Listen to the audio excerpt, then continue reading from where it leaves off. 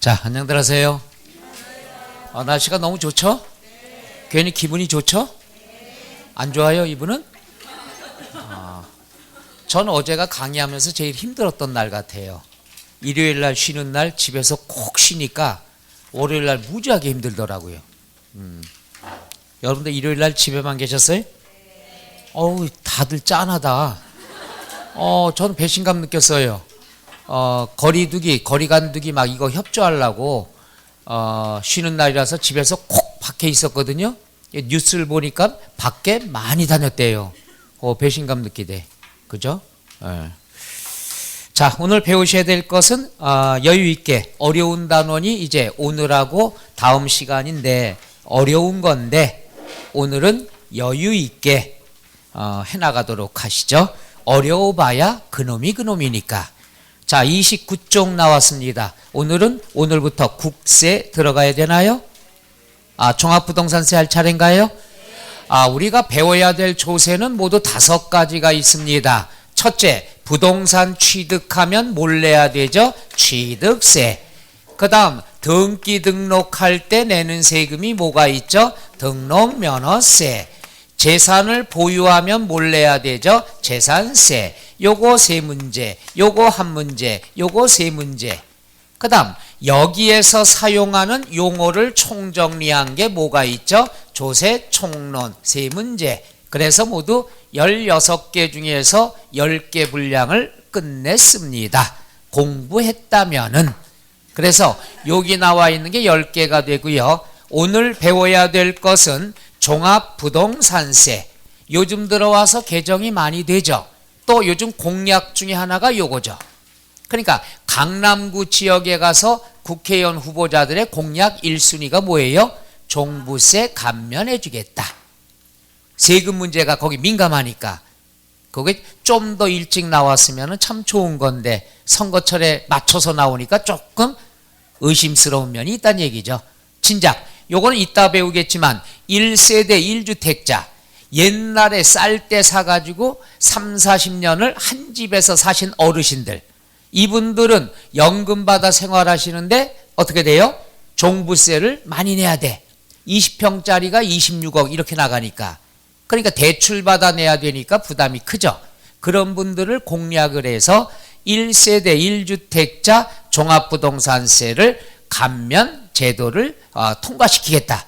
이게 오늘까지의 국회의원 강남 쪽에 가서만 그 얘기를 해요. 강북 쪽 국회의원은 얘기를 안 해. 거기는 좀 표 얻기가 그러니까. 그래서 요게 지금 새삼스럽게 나왔다. 그러니까 관심사가 많지만은 시험용은 한 문제뿐이 안 나와요. 하나도 안 나올 때 있으니까 분량이 적으니까 요거 하나 하고요. 그 다음 5번째 소득세. 그 다음에 양도소득세. 여기에 대해서 배우면 끝나게 되죠. 그럼 오늘은 여유 있게 어디까지 할까요? 종부세하고 소득세하고 양도 조금 하면 될까요? 표정이 다 하네. 그럼 다 하는 거지 어차피 할 건데. 대신에 나눠서 할 거예요. 요게 저번 달 2, 3월 달 1, 2월 달인가요? 1, 2월 달에는 양도소득세가 앞에 계산 문제를 먼저 했죠. 표정이 우쭐하고 기억도 안 난다고. 계산 문제 공식을 먼저 했습니다. 그런데 요거는 그걸 뒤집어서 비과세라는 걸 먼저 하고 다음 마지막 시간에 계산 문제를 할까 합니다. 그러니까 기본서 나와 있는 뒤에를 순서를 조금 바꿔놨어. 공부하기 편하라고. 그래서 오늘하고 다음 시간엔 마무리 공부만 잘 하시면 5개에서 6개 정도 분량을 배우게 됩니다. 그러니까 양도소득세다 어렵게 생각할 필요는 없습니다. 자, 여러분이 갖고 있는 교재 29쪽입니다. 29쪽에 뭐가 나와 있죠? 종합부동산세. 자, 한번 해보죠. 종합부동산세. 종합부동산세 말이 너무 기니까 우리 줄여서 한번 해볼까요? 우리가 오늘은 종부세라고 하고 1시간에 분량을 끝내도록 할게요. 요약을 여기다 해드리겠습니다. 오케이? 그럼 종합부동산세는 결론 얘기하면 이거예요. 내가 재산을 갖고 있으면 뭘 내야 되죠? 재산세를 내죠. 그럼 재산세를 내는 사람이 종부세를 추가로 내면 이중과세 위험이 있겠죠. 그래서 기준금액을 설정해놔요. 기준금액을 설정해서 기준금액까지는 재산세만 내라. 그럼 기준금액을 초과한 사람은 뭐까지 내라? 종부세 내라. 그럼 시험의 포인트가 뭘까요? 기준금액을 얼마로 해야 되느냐? 이게 시험 범위가 돼요. 그러니까 얼마까지는 재산세만 내고 그 금액을 초과하면 뭘 내라? 종부세를 낸다. 그럼 기준금액이 얼마냐? 숫자 싸움입니다. 계산 문제 없어요. 이것을 오늘 배우게 되는데, 첫째, 29쪽에 종합부동산세 총설 나와 있죠. 총설이다 그러면 특징, 제일 먼저 뭐가 된다? 국세가 되죠. 우리가 요 세 가지는 지방세예요. 지방세니까 지방자치단체와 관계가 있죠. 특별시, 광역시, 도, 시군구, 요게 지방세고, 오늘부터 배우는 것은 국세입니다. 국세는 지방자치단체와 관계가 없어요. 국세청 또는 세무서와 관련이 있다. 그 다음에 지방세는 사람은 필요 없어. 어떤 물건에 대해서 부과되느냐?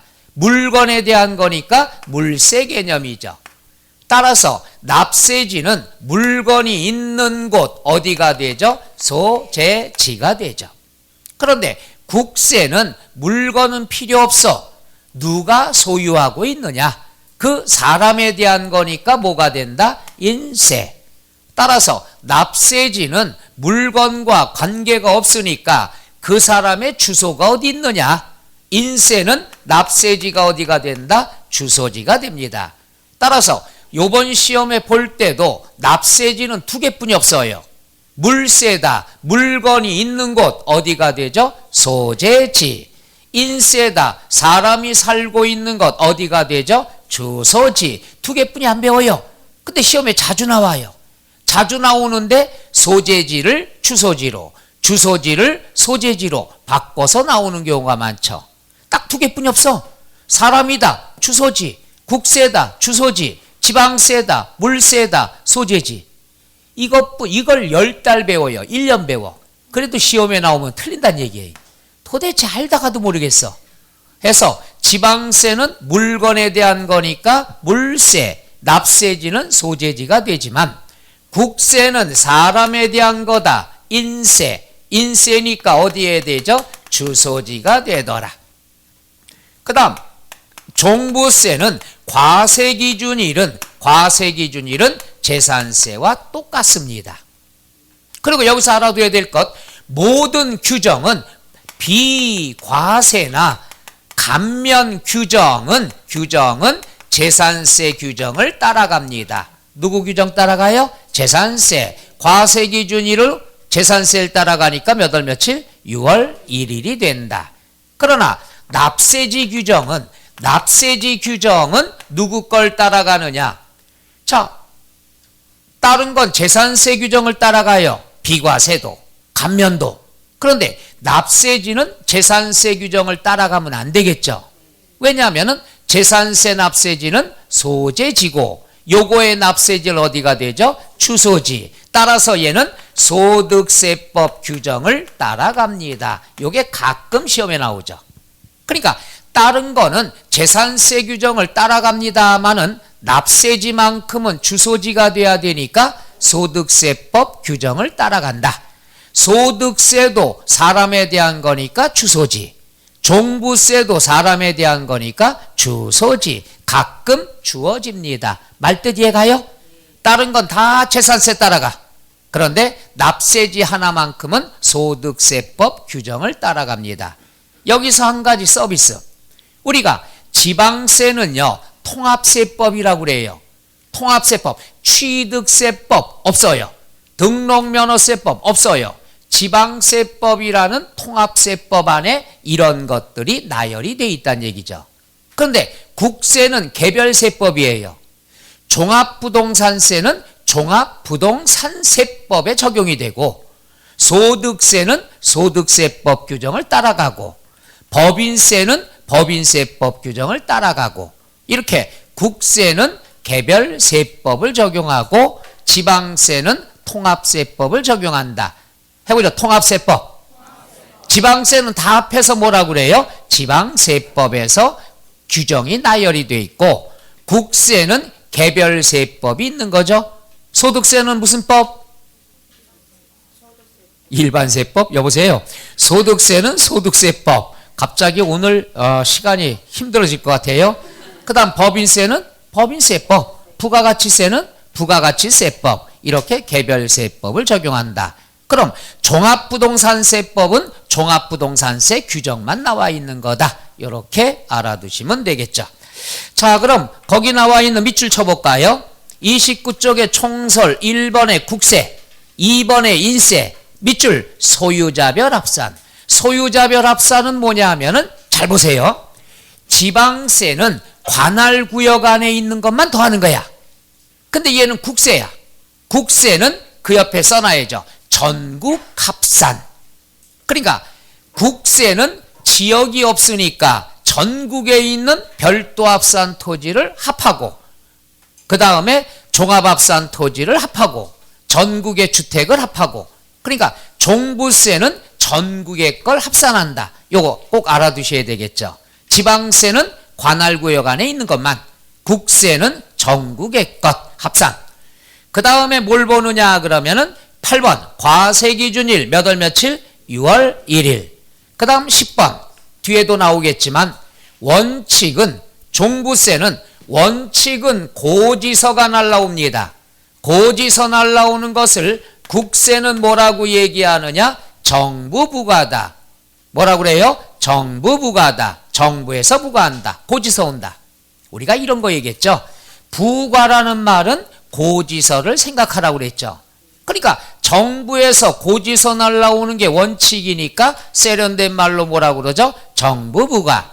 그런데 고지서 내용에 내가 승복할 수 없어. 승복할 수 없으면 자진해서 신고납세도 뭐 할 수가 있다? 선택을 할 수 있다. 내가 노숙하고 있는데 종부세 1억짜리 고지서가 날라왔어. 승복 못 하겠죠? 야, 이거 잘못된 거야. 내가 자료를 수집해서 자진 신고하죠. 그럴 경우에는 고지서 보낸 것은 찢어버려도 된다. 고지서 내용은 없던 것으로 한다. 이런 것들이 이론이죠. 그 다음에 마지막 11번 분할납부 제도가 있다. 요거는 뒤에 나오겠지만 미리 해볼까요? 얼마 초과하면 250만 원 초과. 다 잊어먹었네. 그 다음에 한 번 내고 몇 개월 이내? 6개월 이내에서 종부세는 250만 원 초과 6개월 이내. 작년에 개정이 됐죠. 올해는 재산세가 개정됐다고 그랬죠. 재산세 얼마 초과? 250만 원 초과. 몇 개월 이내? 2개월 이내. 분할납부는 재산세는 2개월, 종부세는 6개월이 된다. 금액은 똑같이 얼마 초과? 250만 원 초과. 기억나요?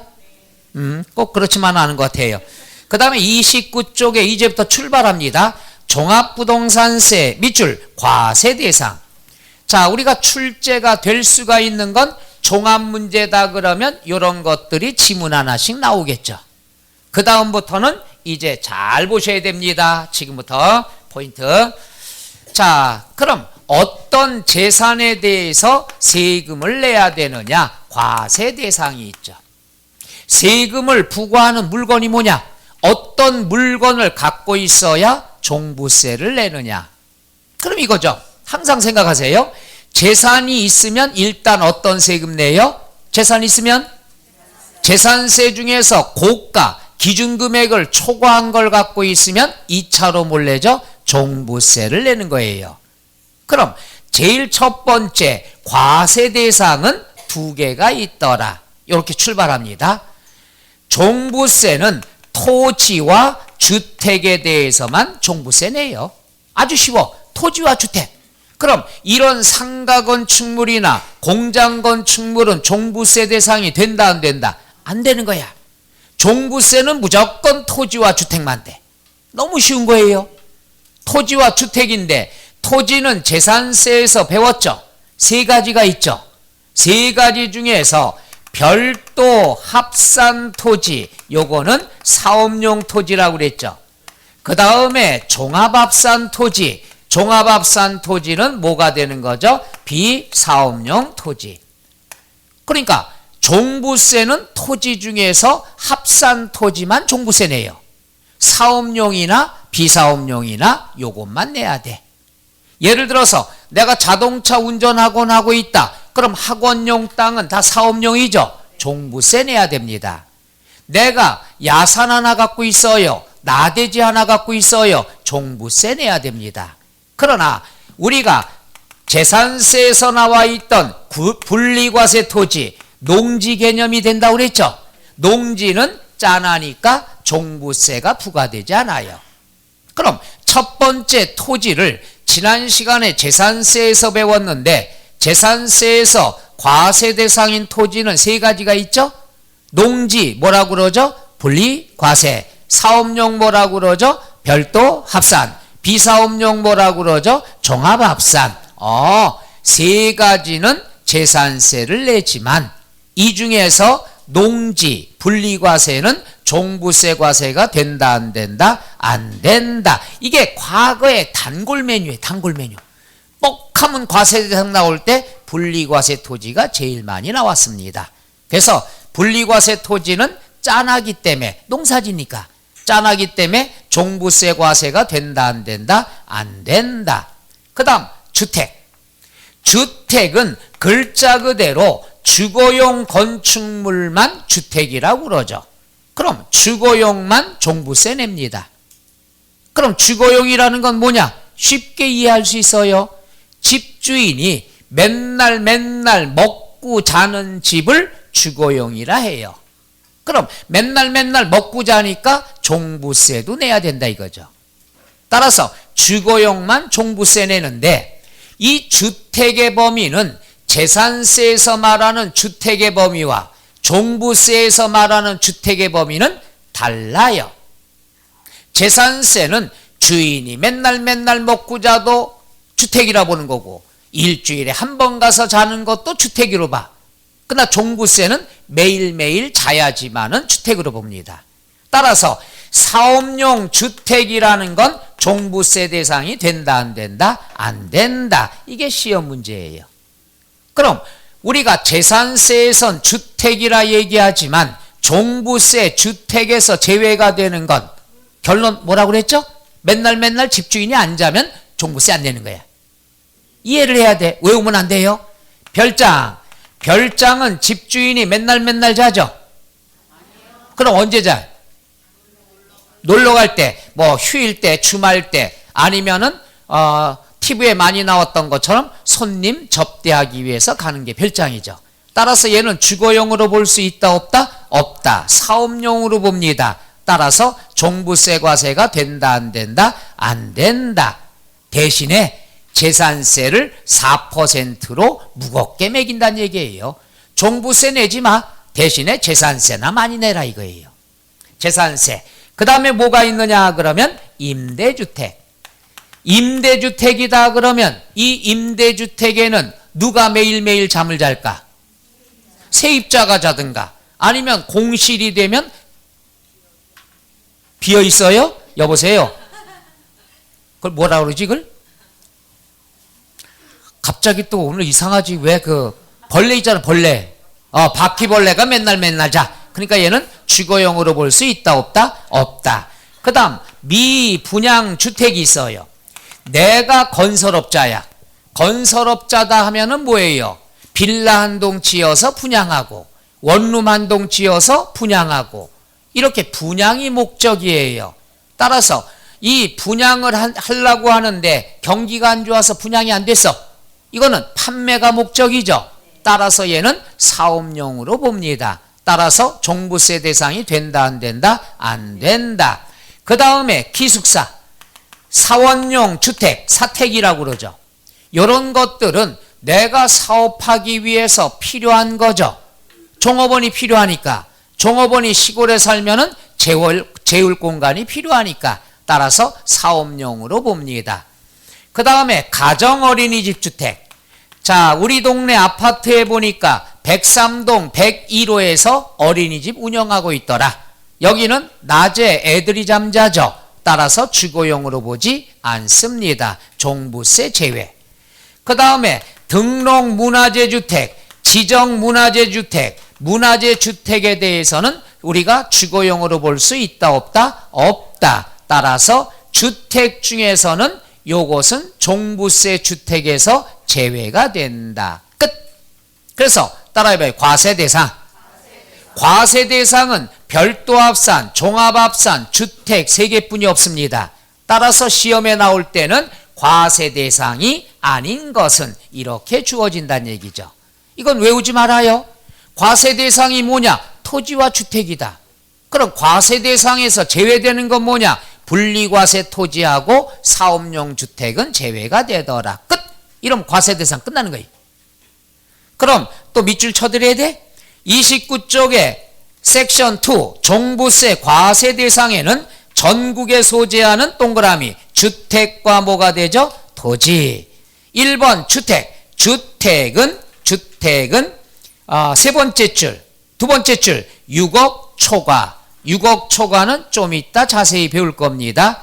단 밑줄 별장, 임대주택, 기숙사, 사원용 주택, 미분양주택, 가정어린이집용 주택 하나가 빠졌죠. 밑에다 써요. 문화재주택. 문화재주택은 주택의 범위에 해당된다 안 된다? 안 된다. 이해 가시겠어요? 그럼 과세 대상에서 토지는 동그라미 1번 종합합산 5억 초과, 2번 별도합산 80억 초과, 그 중에 밑줄 공시가격 이렇게 나오는데, 자, 요 같이 공부할게요. 요거랑 같이 공부합니다. 납세 의무자.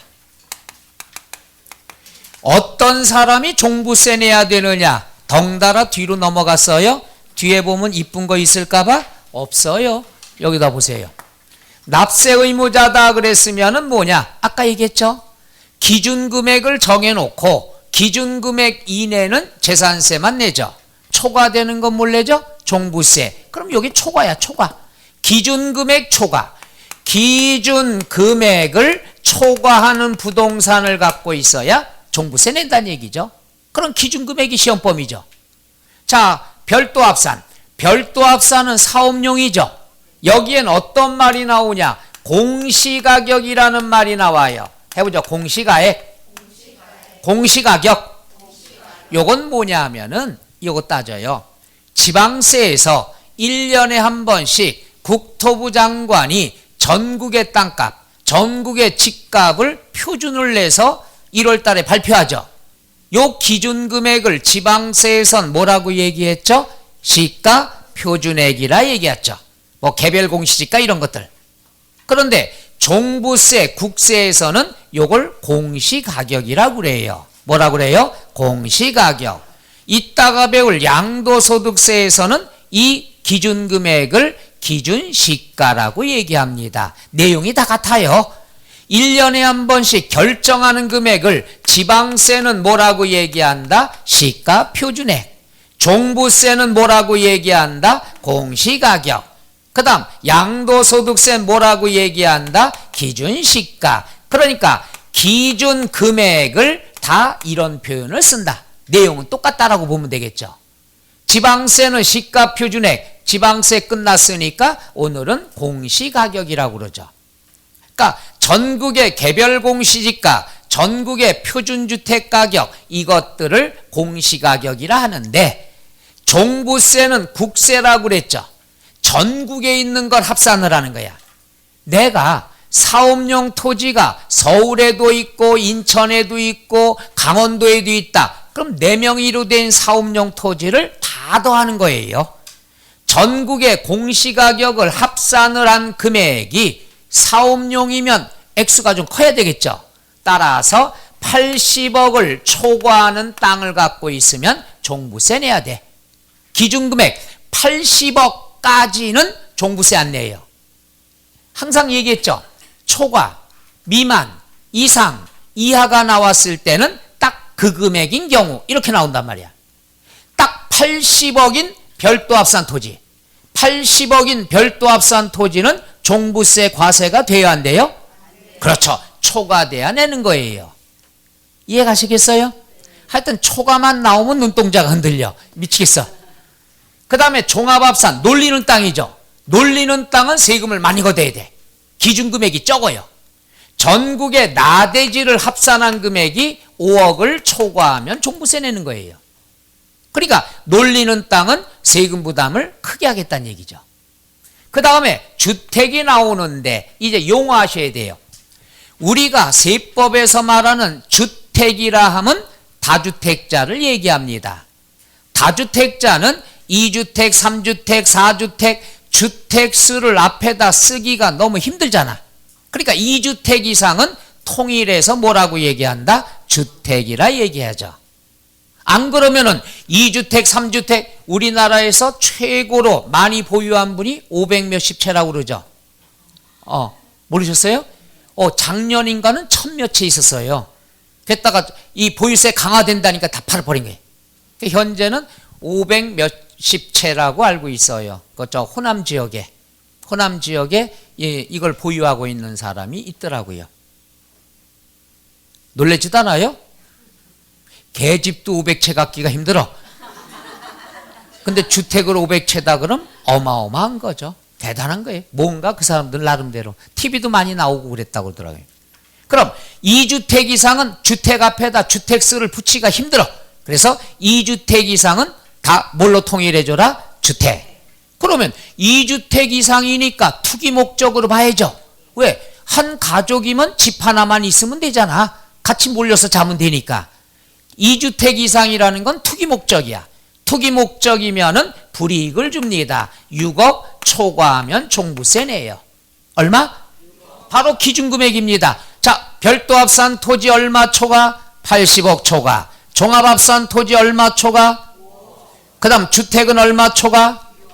여기서 서비스 들어갑니다. 여기서 갑이라는 사람이 서울에 집이 6억짜리가 있어. 인천에 5억짜리가 있어. 2주택자죠. 2주택자다 그랬으면 그냥 주택이야. 그럼 투기 목적이죠. 집이 2개 갖고 있으니까. 그럼 합산을 해요. 전국에 있는 거 합산해.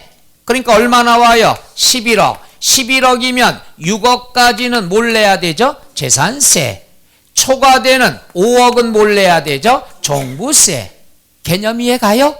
그러니까 전국의 주택을 합산을 해서 6억까지만 재산세. 초과되면 뭘 내죠? 종부세. 이해가요? 3주택도 해야 돼요? 화나면 100채까지 할 수 있어. 다 똑같아요. 2주택 이상은 다 6억까지만 재산세 내는 거예요. 그런데 이제 오늘의 포인트가 뭐냐? 갑이라는 사람이 주택을 갖고 있는데 11억이야. 반드시 1주택이면은 1주택이란 말을 꼭 집어넣어야 돼. 2주택 이상은 주택. 1주택은 1세대 1주택자. 그 다음 단독 소유. 명의가 단독 명의로 돼 있다 이거죠. 오늘의 포인트입니다. 요건 뭐냐? 11억짜리가 갑이라는 사람 단독 소유야. 단독 소유? 그럼 1세대 1주택이 되죠? 투기 목적이 아니죠? 혜택을 줘야 돼. 투기 아니구나. 그럼 너는 9억까지는 뭘 내라? 재산세 내라 이거예요. 그럼 9억 초과되는 2억은 뭘 내라? 종부세를 내란 얘기죠. 2주택자 이상하고 1주택하고 차이점 이해가요? 그래서 1주택은 혜택을 주고 2주택 이상은 투기 목적으로 본다는 얘기죠. 3억의 차이가 있다는 얘기죠. 따라서 1세대 1주택자는 얼마 초과돼야 된다? 9억 초과. 3억의 혜택을 더 주죠. 여기에 한 가지 서비스. 작년하고 재작년하고 강남에서 유행했던 방법이죠. 뭐가 있느냐? 강남에 11억짜리예요. 그런데 남자 여자 공동명의, 부부 공동명의로 했어요. 공동명의가 됐다. 공동소유면은 각각의 주택으로 봅니다. 그럼 지분이 똑같다고 가정하면 남자 거 얼마? 5.5억. 여자 거 얼마? 5.5억이 되죠. 6억이 안 되죠. 따라서 얘들은 11억짜리지만 공동명의를 했기 때문에 종부세를 피해 나갈 수 있다는 얘기예요. 말 이해가나요? 그래서 작년, 재작년 강남 쪽에서 이게 굉장히 유행이 됐습니다. 종부세 피해 나가려고. 요거는 따라해봐요. 공동명의, 단독명의, 다주택자. 요 세 가지 비교 이해갑니까? 그러니까 이 공시가격은 전국에 있는 걸 합산을 해서 기준금액을 적용해야 된다. 하다 보니까 이상하다. 요것도 주택이고 요것도 주택인데 어느 건 6억 어느 건 9억 형평성이 없다는 얘기죠. 똑같은 주택인데. 그래서 그거에 가진 걸 가지고 우리가 과세 표준을 계산을 해봅니다. 해보죠. 과세 표준. 과세 표준이다 그랬으면은 요걸 복습하는 거야. 공부 아니에요? 우리가 80억 초과해야 종부세 내죠. 그럼 100억짜리다 그러면 공시가격 합산한 금액이 100억이다. 얼마를 빼주죠? 80억을 빼주죠. 80억까지는 뭘 내면 되니까? 재산세 내면 되니까. 그런데 우리가 재산세 때 배웠죠. 재산세만 내던 사람이 재산세도 내고 종부세도 내면 이중부담 되겠죠. 저항이 심하겠죠. 그래서 나온 제도가 꼬시는 제도예요. 알았어. 100억짜리인데 80억 빼면은 20억 남지 않냐? 그런데 이거 다 세금 안 물리고 좀 깎아줄게. 왜? 재산세도 냈으니까. 깎아주는 제도를 뭐라 그러냐? 공정, 시장, 가액, 비율. 재산세도 배웠죠? 시장 경기에 따라 공정하게 비율을 적용해 주겠다. 깎아주겠다 이거죠. 이게 작년에 말썽이 심했습니다. 작년에 보유세 강화하자. 깎아주는 제도 폐지하자. 폐지하자까지 갔었어. 했다가 국민들의 저항이 심하니까 후퇴를 했어요. 당장 폐지하지 말고 우리가 일정 기간 동안 매년 5%씩 깎아지는 데를 없애주자. 그래서 22년도에는 100% 폐지를 하자 해서 매년 5%씩 인상했어요. 작년이 85%. 올해가 그럼 몇 프로? 그렇죠. 올해 90%야. 따라서 20억에 0.9니까 18억. 그러니까 결국 2억만 깎아주는 거야. 내년 되면은 95%, 5%만 깎아줘. 내후년에는 100%니까 폐지가 되는 거죠. 이해가세요? 작년에 몇 프로? 올해는? 내년은? 내년은 외울 필요 없죠. 우리에게 내년은 있다 없다? 꼭 그렇지만은 않아요. 그런데 올해 없는 걸로 봐서 90%만 공부하면 된다는 얘기죠. 내년에 95%, 그 다음에 100%니까 폐지가 되는 거죠. 점차적으로. 그 다음에 종합합산 토지다 그랬으면은 얼마를 빼줘요? 5억 곱하기 몇 프로? 90%. 얘는요, 똑같이 폐지가 될 거니까 비율이 똑같은 거예요. 재산세는 폐지가 안 되니까 70%, 60%가 있었죠. 종부세는 같은 날 없어져야 되니까 똑같습니다. 자, 주택이다 그러면 6억을 빼준 다음에 곱하기 몇 프로? 90%. 그럼 1세대 1주택은 이거예요. 자, 대한민국의 주택을 가진 사람들 여기다 모이세요. 강의실에. 여러분이 다 주택을 갖고 있는 분들이야. 한 채 가진 분도 있고 500채 가진 분도 있고. 그럼 회의 시작하기 전에 1세대 1주택만 손들어 보세요. 그럼 손들죠. 이분들은 착한 사람이야. 투기 목적이 아니니까. 이분들은 투기 목적이 아니니까 일단 3억을 빼줄게요. 3억을 공제해 줄게요. 요걸 기초공제라고 그래요. 무슨 공제? 기초공제. 그런 다음 손 내리세요. 그리고 전국에 집을 가진 사람은 다 똑같이 얼마를 해준다? 6억을 빼준다는 얘기야. 요 개념 이해가요? 그러니까 투기 목적이 아닌 사람만 3억을 공제해 주는 거야. 나머지는 주택은 다 똑같이 해야 되겠죠. 얼마? 6억. 그래서 9억이 되는 겁니다. 따라해봐요. 기초공제. 그런 다음 곱하기 90% 하면 과세표준은 끝나게 되겠죠. 끝. 말 이해가요? 그러니까 똑같은 거야. 80억 초과하니까 80억 빼면 되는 거고. 오케이?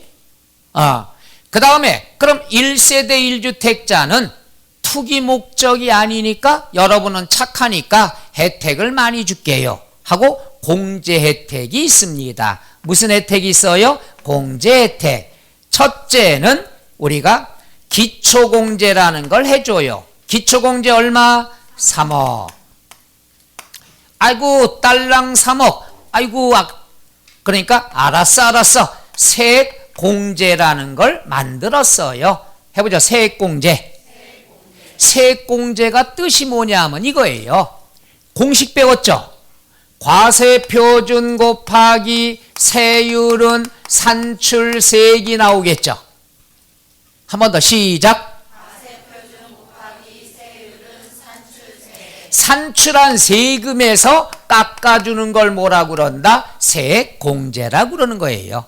산출한 세금에서 깎아주는 거. 그러면 결정세액이 나온다는 얘기죠. 그러니까 일단 세금은 계산해. 그런 다음 산출한 거에서 또 깎아줄게. 산출한 세액에서 깎아준다고 그래서 세액공제라는 용어를 쓰는 거죠. 세액공제는 뭐냐? 첫째, 옛날에 1세대 1주택자 지금 계신 분들은 다 은퇴한 분들이죠. 따라서 연세들이 많아요, 적어요? 많아요. 강남에 20평짜리 26억 31억 가잖아요. 대단하지 않아요? 20평짜리다 그러면 저는 그거보다 적은 집에 살고 있지만은 그냥 몇 발짝도 디디면 벽이 나타나는 건데. 근데 뭐 27억 이렇게 나가면은 집은 막 낡았어요. 재개발 들어가야 되는데 재개발 안 해줘갖고 비도 막 새고 그래요. 집값만 올라간 거예요. 근데 어르신들이 많죠. 그래서 연령별 세액공제를 해주겠다. 연령별 세액공제는 최하 60세 이상, 65세 이상, 70세 이상 세 단계로 해주겠다. 연세가 많을수록 공제율을 크게 해주겠다. 공부하기 되게 좋아요. 따라해봐요. 60세 이상, 65세 이상, 70세 이상, 10, 20, 30. 됐어. 자, 그럼 요건 뭐냐? 최대 몇 프로 받을 수가 있죠? 30%. 그러면 70세다 그러면 산출한 세금이 100원이다. 요거의 70%. 그러면 얼마란 얘기죠? 70%가 아니라 30%. 30원이니까 얼마 내면 돼요? 70원. 30원 깎아주겠다 이게. 에게 딸랑 그러니까 알았어. 그럼 옛날부터 보유했으면 기간이 오래됐겠죠? 그래서 보유 기간이 오래됐으면 공제를 또 해주겠다. 근데 이건 잘못된 거예요. 왜냐하면은 60세 이상이면은 최소한 청춘 때부터 사셨으니까 최소한 30년 이상이 돼야 될 거 아니야. 현실적으로 보면. 그래야 정석이에요. 그래야 옛날부터 오랜 시절부터 20, 30년 동안 한 집에 사신 분들 혜택을 줘야 될 거 아니야. 근데 잘못된 게 5년 이상. 5년 이상이다 그러면 막 개발되고 할 때 어떻게 돼요? 비싼 돈 주고 들어온 사람들이 있단 얘기야. 그 사람까지 혜택을 준다니까 요건 조금 그런 거죠. 그죠? 이거랑 안 맞잖아요. 그죠? 60세 이상인데 5년 이상이다 그랬으면 55살에 입사 와도 혜택 본다는 얘기니까 말이 안 맞는다는 얘기죠. 그렇지만 어떻게 해요? 나오니까 설명하는 거죠. 5년 이상, 10년 이상, 15년 이상. 이 중에 15년 이상은 신설 개정된 거니까 알아둬야죠. 작년에. 자, 요건 20, 40. 봐요. 요거는 1, 2, 3이면 2, 4, 6이 돼야 될 거 아니야. 이걸 치사하게 50% 이렇게 했죠. 그러면 최대 15년이면 몇 프로? 50%. 그러면 세액공제는 중복 적용을 받을 수가 있습니다. 중복 적용을 받을 수 있다는 건 70세 이상이고 15년 이상 살고 있으면은 최대 몇 프로까지? 80%. 요게 2020년에 개정된 거죠. 작년까지는 70%였습니다. 올해부터 80%니까 한 번쯤 주어지지 않겠느냐. 어이, 그럼 또 외워야 되겠네? 외울 게 뭐 있어? 30, 50 더하면 80인데. 요걸 공부하는 게 낫다는 얘기죠. 1, 2, 3, 2, 4, 5 최대는 80%가 된다. 끝. 요것도 이제 요번 국회의원 후보들 간에 공약 나온 거 이것도 더 줄여주겠다 이게. 그러니까 늘려주겠다 이거죠. 1세대 1주택자의 세부담을 줄여주겠다. 그것도 콕 찍어서 종합부동산세 부담을. 이게 지금 공약이에요. 강남 4구 공약. 강남 분들은 굉장히 이 세금에 대해서 굉장히 예민합니다. 무지 예민해요. 그래서 말이 나온 게 있죠. 이거 녹화하면 안 되는데 있는 사람이 더 무섭다는 거예요. 원래 외곽지에 있는 데는 세금 같은 거 신경 안 써요. 당장 들이닥쳐도 내지 뭐 이러고 마는데 그쪽 동네 예민하니까 그 공약이 이런 게 요번에 또 터진 거예요. 그러니까 현재까지는 1세대 1주택 단독 소유다 그랬으면 요건데 요걸 더 혜택을 주겠다. 통과될지 어쩔지 모르겠지만 문제가 큰 게 앞뒤가 안 맞아요. 왜냐하면 보유세 강화하는 게 이 정부의 정책인데 일부 국회의원들이 완화 정책을 쓴다면 좀 이게 뭐예요? 충돌이 있지 않겠느냐. 그래서 현실적으로 그러려니 하고 넘어가는 거죠. 자, 그럼 시험에 나오는 거 정리해 볼게요. 첫째는 과세 대상이 되느냐 안 되느냐. 두 번째는 납세 의무자 기준 금액이 얼마가 되느냐. 그 다음 과세 표준 계산할 때 공정시장 가액 비율이 몇 프로냐. 그 다음에 1세대 1주택자가 받을 수 있는 혜택이 뭐가 있느냐. 이게 다 시험 범위가 되는 거예요. 그 다음에 이제 세율이 나오는데 세율 나가기 전에 또 밑줄 해드려야지. 그냥 넘어갈 뻔했네. 자, 30쪽에 보면은 주택 나와 있죠. 납세 의무자는 과세 기준일 현재 주택은 두 번째 밑줄 얼마 초과하는 자? 여기서 명심. 항상 숫자가 나오면 숫자는 몇 번째 봐라? 그럼 첫째 뭘 보느냐? 이거 보는 거예요. 별도 합산 토지냐, 종합 합산 토지냐, 주택이냐를 먼저 봐야 돼요. 그 다음에 기준금액을 봐야 된다는 것. 이해 가세요? 그 다음에 1세대 1주택자 단독명의, 단독명의는 얼마 초과? 9억 초과.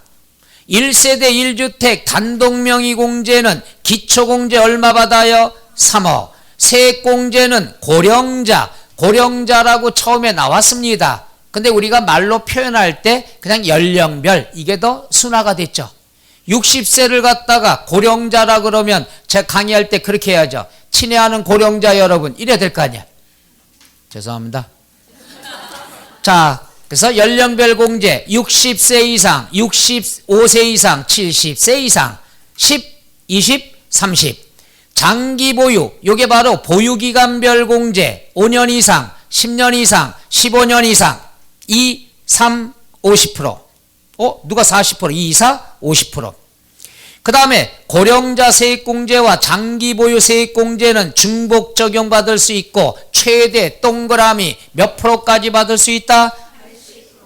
그 다음에 나와 있는 것 혼인 동그라미, 동거봉양 동그라미. 요거는 이따가 양도소득세 때 또 나옵니다. 보세요. 혼인 남자가 집이 있고 여자가 집이 있고 둘이 결혼했어요. 결혼했으면 합쳐야죠. 합치면 1세대 2주택이 되죠. 그렇죠? 그럼 1세대 2주택이다 그러면 6억까지만 재산세 내죠. 에? 그런데 우리나라는 뭐예요? 이게 5억이야. 이게 6억이야. 우리나라는 저출산 국가죠. 그러니까 둘이 결혼했으면 애 낳는 일에 신경 써라. 몇 년간? 5년간. 5년 동안은 각각의 주택으로 인정해 줍니다. 그럼 각각의 주택이니까 6억이 안 되죠. 종부세 피해 나갈 수 있다 없다? 있다. 그래서 결혼하면은 5년간은 각각의 주택으로 본다. 종부세 신경 쓰지 말고 5년간 출산에 신경 써라. 5년이면은 한 3명 정도는 낳겠죠. 그렇죠? 그게 정석이죠. 근데 이것도 현실성이 없어요. 왜냐하면 결혼하기 전에 집 한 채씩 갖고 있는 처녀 총각이 얼마나 될까냐 이거죠. 현실성이 없어요. 그래서 둘이 결혼해 갖고 몇 년 지난 다음에 대출 받아서 겨우 하나를 살까 말까 하는 거죠. 세법은 이러고 있어. 따라서 혼인은 5년 동안은 어떻게 된다? 각각의 주택으로 본다. 5년만 알면 돼요. 그 다음에 동거봉양. 동거봉양, 봉양은 어르신을 모시는 거고 동거는 같은 집에서 모셔야 돼요. 보죠. 아버지가 집이 6억짜리가 있어. 아들이 집이 5억짜리가 있어. 따로따로 살면 각각의 주택이죠. 그런데 이 아버지를 아들 집에 모셔도 되고 아들이 아버지 집에 들어가 살아도 돼요. 꼭 같은 집에 살아야 된다. 그 다음 봉양이다 그러면 직계존속. 여기서 말하는 직계존속은 나의 직계존속도 되고 그 다음 배우자의 직계존속도 해당이 됩니다. 나와 배우자는 동급이에요. 따라서 장인장모까지 해당이 되죠. 그리고 한 분이 60세 이상이어야 됩니다. 한 분이. 한 분만. 아버지가 100세셔. 장수죠. 어머니가 19살이셔. 그래도 동거봉양 들어간다 이거죠. 왜 그런 눈으로 보는데? 그럴 수 있는 거죠. 안 그래요? 그럴 수 있죠. 결혼 안 했죠? 누구지? 조인성이가 있고, 박명수가 있어. 그럼 누구 선택할까? 그치? 자, 지금부터 이제 실제로 들어가는 거야? 90세 먹은 분이 있어. 그 다음 조인성이 있어. 누구 선택해? 이제 중요한 거야. 남자가 90세야. 재산이 700억이야. 3달 남으셨어. 일어서질 못해. 조인성이 백수야. 그럼 누굴 선택할까? 생각하잖아요. 지금은 많이 생각하는 게 확 달라져요. 수입이 비슷하다 그럼 좀 생각 좀 하죠. 근데 지금처럼 남자분이 90세고 일어날 힘이 없어. 손도 못 들어. 맨날 집에 누워있으면 돼. 근데 700억이 있어. 현찰로. 그다음 3개월뿐이 못 사신대. 그럼 3개월 동안 여러분 손도 못 잡아. 휠체어에 밀고 다니면 끝나는 거야. 그러면 생각이 달라지죠. 제가 이런 걸 대학 강의 나갈 때 매년 조사합니다. 옛날에는 무조건 순수한 사랑이 최고였어. 이제는 경제적인 걸로 바뀌는 거예요. 매년. 그리고 거기에 덩달아서 세법도 여자분들 거로 파워가 커져요. 참 이걸 느껴. 옛날에는 과거에는 남자는 60세 이상으로 받고 여자는 55세 빨리 늙는다고 그래서 여자 55세하고 남자 60세 동급으로 봤어요. 그러니까 여자들이 파워가 커지면서 들고 일어났어요. 왜 남자는 60세 이상이 돼야 되고 여자는 55세냐? 여자도 55세 되면 꾸미고 나가면 30대처럼 본다. 들고 일어나가지고 몇 년 전에 남자 여자 소득세법이 개정이 돼서 똑같이 60세 이상이 됐어요. 파워가 큰 거야. 그랬더니 다 여자분들이 좋아했겠어? 아니에요. 54세 되신 분들은 실망했어. 왜? 1년만 있으면 혜택 보는데 6년으로 늘어났으니까.